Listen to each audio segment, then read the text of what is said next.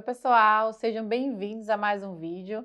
Meu nome é Deise, eu estou aqui com o irmão Daniel. Obrigada, irmão, pela presença. Olá, querida. Eu que agradeço a vocês. E hoje vamos conversar sobre um tema que eu acredito que intriga a todos, até aqueles que não são pais. Como que a gente pode educar melhor as nossas crianças? Para iniciar, a gente podia comentar que a educação ela vem mudando, né? Com o passar dos anos e graças a Deus que vem mudando. E ao longo das gerações, algumas coisas vêm se tornando assim menos aceitáveis pelas crianças, né, adolescentes, como punições que antigamente se tinha, principalmente com violência, a questão do autoritarismo e tudo mais. Antigamente, né, as gerações passadas acreditavam que essa forma de educar era uma forma de transformar a pessoa, um homem digno, uma mulher honesta e tudo mais. E isso já percebe que não, né, passou, vamos dizer assim, passou de moda, não existe mais isso, né? Não deveria existir mais isso, porém existe. E isso, irmão,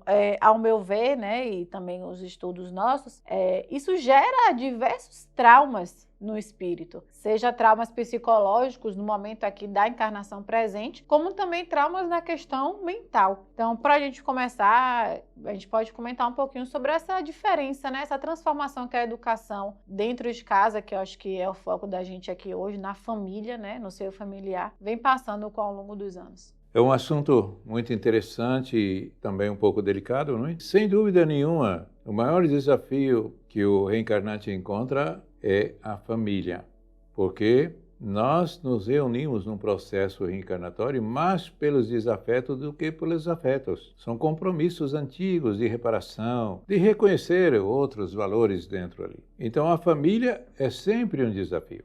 A criação de filhos com o passar dos anos, né, dos séculos, é claro que vem sofrendo mudanças, porque a humanidade está evoluindo, nós estamos evoluindo. Os pais querer criar os filhos como foram criados é querer parar o mundo, é querer parar, travar a evolução. Esta questão precisa acompanhar o movimento da evolução humana. E aí nós falamos das culturas dos povos que são diferenciadas, tem os costumes, tem as questões religiosas que influenciam muito na questão da educação dos filhos. É uma série de coisas que a gente pode estar abordando, mas é bem difícil, não é fácil não.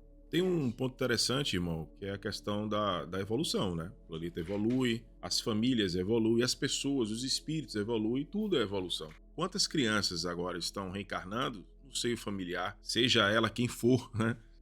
Entre aspas aí, os inimigos do passado ou não, mas com um conhecimento maior do que o próprio pai. E a educação que é colocada hoje em dia, naquela educação antiga, não faz mais sentido.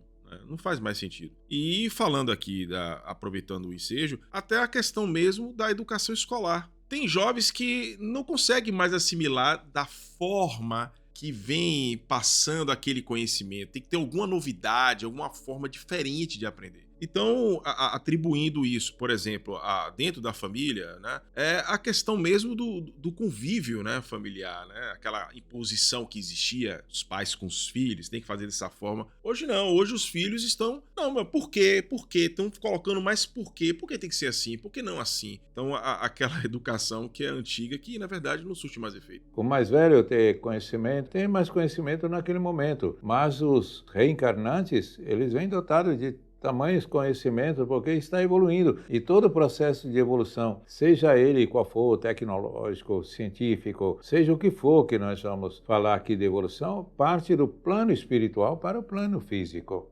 E eu ia comentar justamente isso, Arthur, que você falou, né? Porque nós adultos, né? Acho que acredito até quem não é pai, a gente se acha superior mesmo, irmão. A gente não aceita que a gente peça, por exemplo, um favor para uma criança e uma criança diga que não, ou que uma criança questione por que ela vai fazer aquilo, por que ela tem a obrigação de fazer aquilo. Então, isso parece que quando a criança diz um não, quando a criança questiona alguma coisa, parece que está ferindo a gente. Não sei se isso acontece em todo o planeta, mas aqui no Brasil isso é muito forte. Até que ponto a gente colocou o ser mais velho num grau tão superior de achar que a criança, que o adolescente tem que fazer o que a gente quer, sem questionar, sem ouvir o que ele também quer, né? Acho que isso é uma questão realmente muito grave que a gente não consegue trabalhar. existe aquele domínio, seja do tutor, mas por bancar economicamente, financeiramente os filhos e achar, bom, se está aqui, você tem que cumprir isto, você tem que ter isso, você tem que fazer aquilo. Então, o jovem,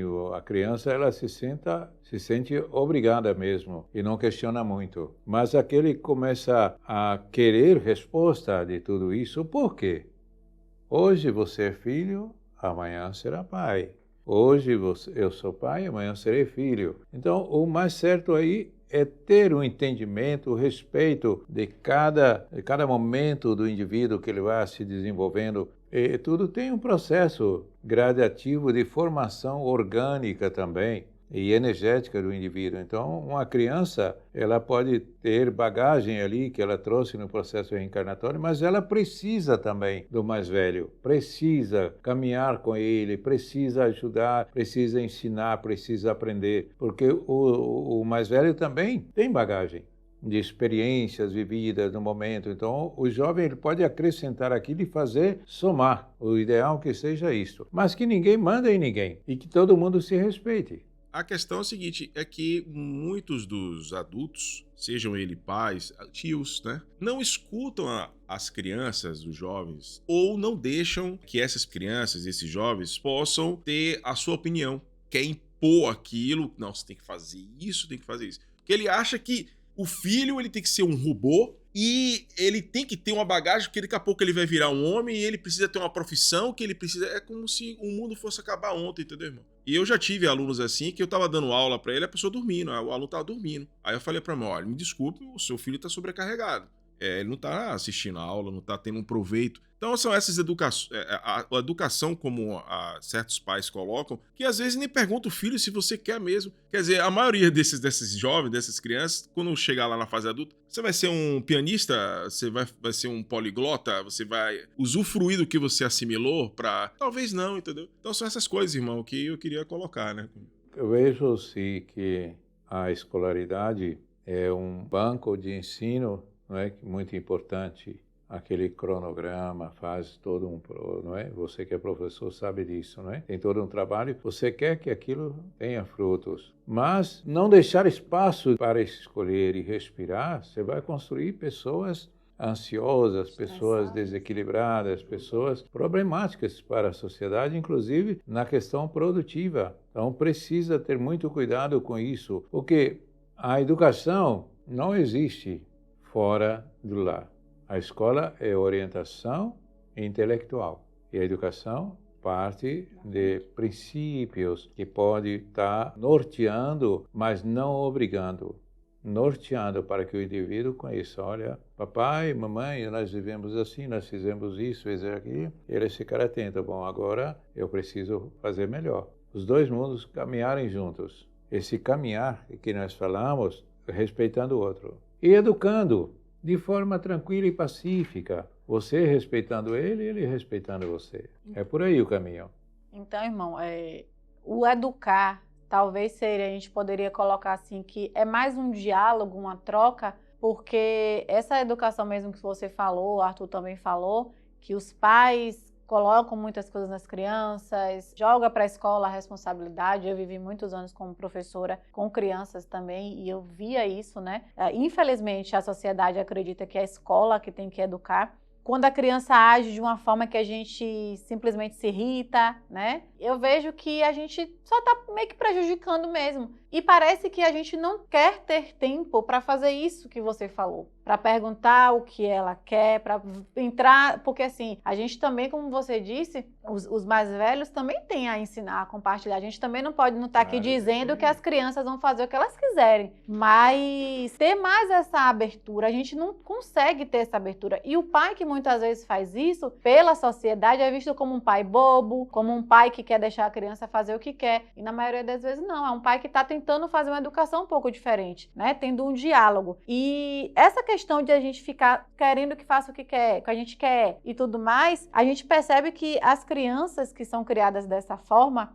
se não conseguem se trabalhar, elas crescem revoltadas. Então, essa educação realmente é algo que, assim, é tão primordial para o ser que está aqui encarnado, que está criança, né? Porque nós sabemos que o estar criança é só no corpo físico, né? Mas é um espírito que talvez seja mais velho do que a gente.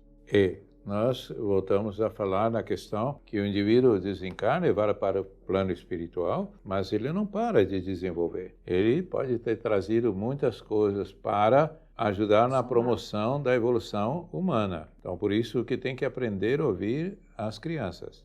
Mas essa transferência de responsabilidade que os pais exercem muito, não é? Por falta de tempo e por falta de interesse também. E complica a vida do filho, que vai terceirizando a criação do filho. A criança ela vai sendo criada em mundos. Ela não sabe se vai para cá, se obedece o sistema que diz que você tem que aprender para ter e ter, porque a educação do lar o dever é ensinar ser um indivíduo para somar na sociedade coisas boas. É esse ser. E a melhor forma de educar para esse ser é o exemplo dos pais. É vocês entenderem que o seu respirar está levando informação para seus filhos. O seu falar, o seu caminhar, o seu reagir, tudo isso eles estão percebendo e vai sendo incutido ali na consciência, na parte do subconsciente, ter parte durante a vivência dele como cidadão. Muitas das pessoas violentas não desenvolveram isso quando estava adulto, desenvolveram ainda como criança.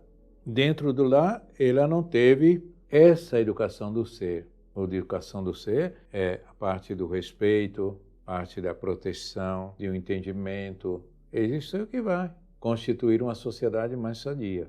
Não só colocar o menino, a criança, na escola tão cedo e colocar em 2, 3 coisas no mesmo dia, que não sobra nem um espaço para a criança ter um acolhimento mais afetivo, mais fraterno. Depois ainda chega e terceiriza para a internet, né, os computadores. Lembrando que é muito importante que vocês nos ajudem a divulgar o nosso canal. Então, se você está gostando desse vídeo, curte ele, comenta se você tiver algo a acrescentar também ou a discordar e compartilhe esse vídeo com os pais, né, que passam por algum tipo de dificuldade na educação aí, que é um desafio para todo mundo.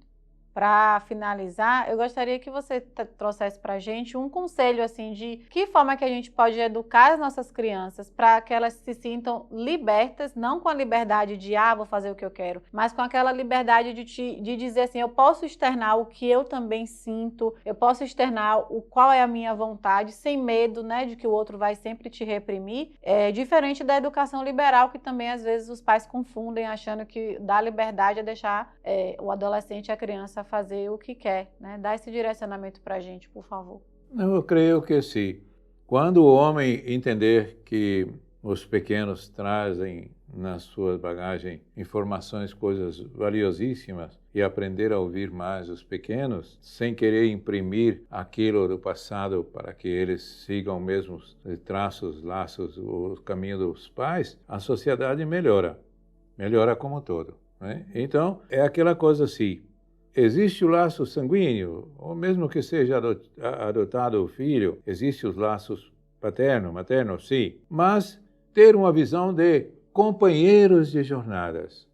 Meu filho não, ele é meu companheiro, ele está como meu filho. Nesse momento ele está precisando de mim porque é um corpo pequeno, ele está precisando do meu auxílio. Mas amanhã eu vou ficar velho. Eu vou precisar dele. Eu vou vir em outra encarnação, vou precisar dele, não é? Então, ter esse entendimento e preparar o filho, sabe, para ser amigo, para ser irmão. E tirar esses laços, sabe? Não precisa. O cidadão, ele precisa mais reconhecer todos como irmãos, acabar com esta coisa da discriminação, seja ela qual for, porque elas estão vindo, estão sendo preparadas para isso no plano espiritual. E os pais, às vezes, querem incutir na mente do filho aquela visão castradora do passado. Eles trazem aí a ideia de uma libertação através do entendimento, da pacificação. Então veja o seu filho como responsabilidade sua, mas trate ele como um companheiro de jornada. De igual para igual, que você precisa dele também, assim como ele precisa de você. Paz.